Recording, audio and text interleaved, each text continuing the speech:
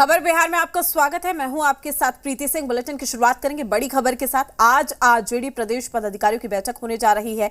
राबड़ी आवास पर बैठक आयोजित की गई है और इस बैठक में लोकसभा चुनाव में संभावित प्रत्याशियों पर चर्चा के साथ फीडबैक लेने की तैयारी है। इस बैठक का मुख्य उद्देश्य है पार्टी में जिलाध्यक्षों को तवज्जो देना। वहीं इस बैठक में लोकसभा चुनाव में आरजेडी को शून्य के आंकड़े से कैसे बाहर निकाला जा सके, इस पर भी चर्चा की जाएगी। सूत्रों के मुताबिक बैठक में युवा आरजेडी के कार्यकर्ताओं पर बड़ी जवाबदेही देने की तैयारी है।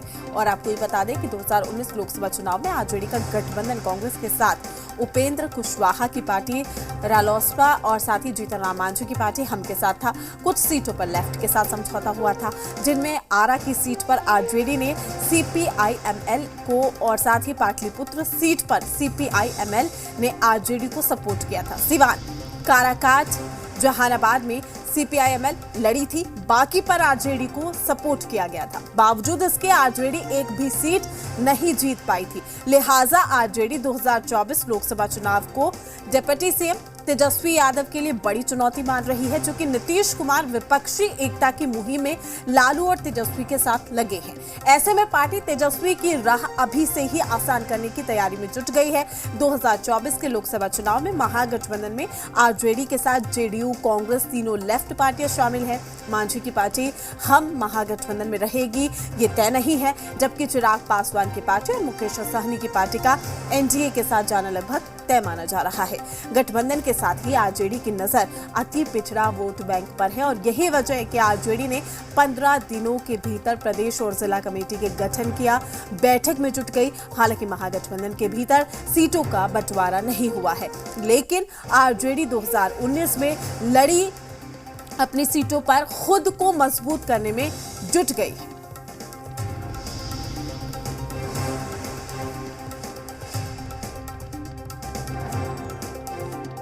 तमाम जानकारी के साथ हमारे वरिष्ठ संवाददाता प्रशांत झा हमारे साथ लाइव जुड़ चुके हैं। प्रशांत जी, ये बैठक 2024 के लिहाज से कितनी अहम होने वाली है? देखिए प्रीति, ये अहम इसलिए है, ये 13, 14 और 15 की बैठक कि पिछले चुनाव में आरजेडी शून्य पर थी और शून्य से आरजेडी को निकलना है और इसके लिए पूरी कवायद जारी हो गई है।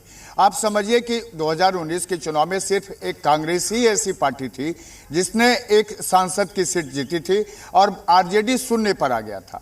अब ये तैयारी चल रही है कि चूंकि पूरे मामले को लेकर के आरजेडी को ये लगता है कि उसने पिछली बार जहां जहां दूसरे नंबर पर आरजेडी थी उन तमाम सीटों को एक जगह करके और उन पर तमाम जो जिलाध्यक्ष हैं, जो पार्टी के कार्यकर्ता हैं, जो युवा के नेता हैं, साथ ही जो पदाधिकारी हैं, जो पार्टी के राष्ट्रीय और स्टेट के, उनकी बैठक करके और इस पे ये तय किया जाए कि किस उम्मीदवार को कहां से लड़ाया जाए ताकि पार्टी शून्य से बाहर आ जाए और पार्टी की जीत सुनिश्चित हो सके। प्रीति, एक बात और समझना होगा कि अभी जैसे ही धीरेन्द्र शास्त्री पटना आए हैं और तरेत पाली में उनका कार्यक्रम चल रहा है और वो लगातार हिंदू राष्ट्र बनाने की मांग कर रहे हैं, तो इसको आरजेडी अपने लिए खतरा मान रही है।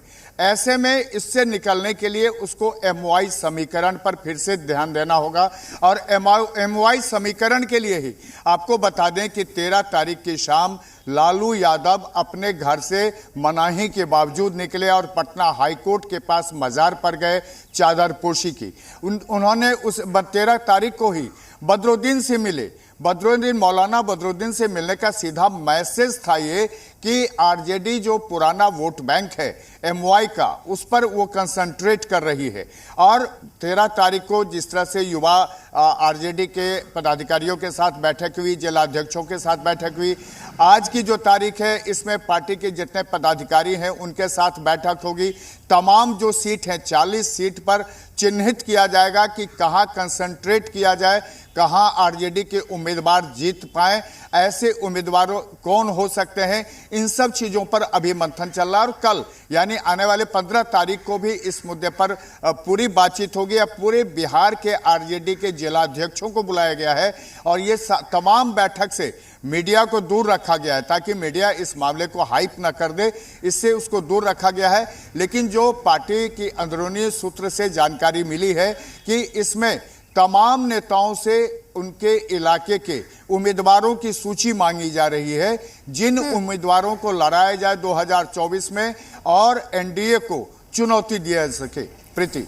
प्रशांत जी, MY समीकरण का आप जिक्र कर रहे थे, कहीं ना कहीं देखिए पार्टी उसको मजबूत करने की कोशिश इसलिए भी कर रही है क्योंकि आपने भी देखा है सत्ता पक्ष राज्य सरकार लगातार बीजेपी को कह रही है कि आप लोग धर्म की राजनीति करते हैं।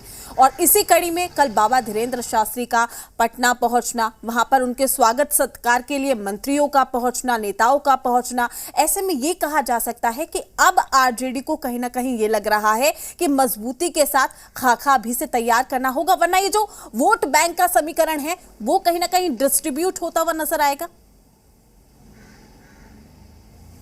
देखिए प्रीति, जैसे ही धीरेन्द्र शास्त्री पटना आए और उन्होंने हिंदू हिंदू की बात की और तरेत पाली में उन्होंने कहा कि इस देश को फिर से हिंदू राष्ट्र बनाया जाएगा, बाकी तैयारियां हो चुकी है, सिर्फ ऐलान होना बाकी है। तो इसके बाद जो आरजेडी सुप्रीमो है लालू यादव, वो सचेत हो गए, उनको ये दिमाग में आ गया कि बिहार की पॉलिटिक्स में कहीं ना कहीं ये हिंदुइज्म है वो उनके लिए नुकसानदेह साबित हो सकता है, और इसके लिए ही वो चादरपोशी करने निकल गए, मौलाना बदरुद्दीन से मिले और ये मैसेज देने की कोशिश की है कि बिहार में तमाम जो लोग हैं वो MY समीकरण, जो लालू का पुराना फार्मूला रहा है, 1991 का यह फार्मूला है जब लालू ने MY समीकरण का नारा दिया था, और MY समीकरण के चलते ही लगातार 15 सालों तक बिहार पर काबिज रहे थे। उसी MY समीकरण को फिर से वो धीरेन्द्र शास्त्री और बीजेपी के खिलाफ उन्होंने ये शुरुआत कर दी है। और इस शुरुआत का एक फायदा तो जरूर होगा कि जो लोग अभी तक आरजेडी से अपने को अलग मान रहे थे और आरजेडी के नए चेहरे तेजस्वी यादव को सामने देखकर उनको समझ आ गई कि अगर MY समीकरण साथ में JDU, CPI ML, CPM, CPI, तमाम जो लेफ्ट पार्टियां हैं, इसके अलावा और जो दूसरी पार्टियां हैं, इनको साथ लेकर चला जाए तो 2024 में बिहार के 40 सीटों पर एनडीए के लिए चुनौती दी जा सकती है। प्रीति। प्रशांत जी, देखिए सबसे बड़ी बात यह है कि 2024 का तमाम पार्टियां खाका तैयार कर रही है, लेकिन इसी कड़ी में एक तरफ सीएम नीतीश कुमार, तेजस्वी यादव का जब भी हम जिक्र कर रहे हैं वो विपक्ष को एकजुट करने में लगे हुए हैं, दूसरी ओर लालू प्रसाद यादव आरजेडी को मजबूत करने में लगे हुए हैं। ये कहें कि चुनौती कई ज्यादा है और अब ये साख का सवाल बन गया है 2024 का चुनाव। 2025 भी, हालांकि देखिए कहीं ना कहीं 2024 के बहाने 25 पर भी निशाना है, 25 में बिहार में देखने को मिलेगा, लेकिन अभी एक जो मेन खाका है, जो ब्लूप्रिंट है, वो 2024 की तैयारी है। बिल्कुल प्रीति जी, क्योंकि देखिए एक बात सामने फिर से देखना होगा कि नीतीश कुमार लगातार विपक्षी एकता की मुहिम में जुटे हुए हैं। उनकी पार्टी अभी लगातार उसी कोशिश में है कि किसी तरह विपक्षी एकता को एक मंच पर लाकर के पटना में बैठक करके पूरा ब्लूप्रिंट तैयार करके ये ऐलान कर दिया जाए कि कैसे पूरा जो थर्ड फ्रंट होगा, ये थर्ड फ्रंट कैसे एनडीए को चुनौती देगा। लेकिन दूसरी तरफ बिहार को सामने रखकर आरजेडी पूरी तैयारी में जुटी है, और इसको लेकर के देखिए अभी तक जो स्थिति है, अभी महागठबंधन के साथ हम पार्टी भी है, लेकिन जैसी जानकारी, जैसा सूत्र बताते हैं कि हम अभी तक ये क्लियर नहीं कर पाया है कि 2024 के चुनाव में वो महागठबंधन के साथ रहेगा या फिर वो एनडीए के साथ चला जाएगा। ऐसे ही आपको बता दें कि कुछ दिनों बाद, यानी आने वाले समय में एनडीए में भी और कुछ महागठबंधन में भी फिर से तोड़फोड़ होने की कोशिश होगी। जो मजबूत उम्मीदवार हैं उन पर सबकी निगाह लगी हुई है कि कैसे इन उम्मीदवारों को अपने पक्ष में किया जाए। हालांकि बीजेपी ने इसको लेकर के हिंदुइज्म के साथ साथ जो धर्म हैं, धर्मशास्त्री हैं, उन तमाम लोगों को अपने साथ मिलाने की कोशिश की है। तो दूसरी तरफ लालू यादव और उनकी आरजेडी और नीतीश कुमार इस कोशिश में जुटे हुए हैं कि जो पिछड़ा वोट बैंक है उस वोट बैंक को खिसकने न दें। एक जानकारी आपको दे दें कि बिहार में यादवों की संख्या लगभग 16% वोट है और मुस्लिमों की भी इतनी ही संख्या है, यानी ये 32% वोट के साथ अगर 26% जो अति पिछड़ा वोट है उसको जोड़ लेता है महागठबंधन, तो निश्चित तौर पर ये एनडीए के लिए चुनौती होगा।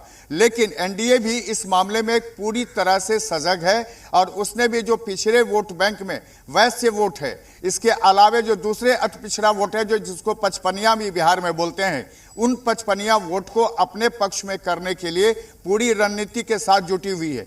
लगातार ऐसे लोगों को जोड़ा जा रहा है पार्टी से जिनका वोट पर अपना अधिकार है और वो कुछ लोगों को प्रभावित और अपने साथ जोड़ सकते हैं। ऐसे लोगों को बीजेपी भी शामिल कर रही है। लेकिन जो आरजेडी की मुहिम है, आरजेडी की मुहिम उन तमाम 40 सीटों में अपने सीट पर कंसंट्रेशन है और जिसको लेकर के लगातार ये बैठक 3 दिनों तक चलने वाली है। बिल्कुल प्रशांत जी, और देखना भी लाजमी हो जाएगा कि इस बैठक के बाद पार्टी को कितनी मजबूती मिलती है। शुक्रिया।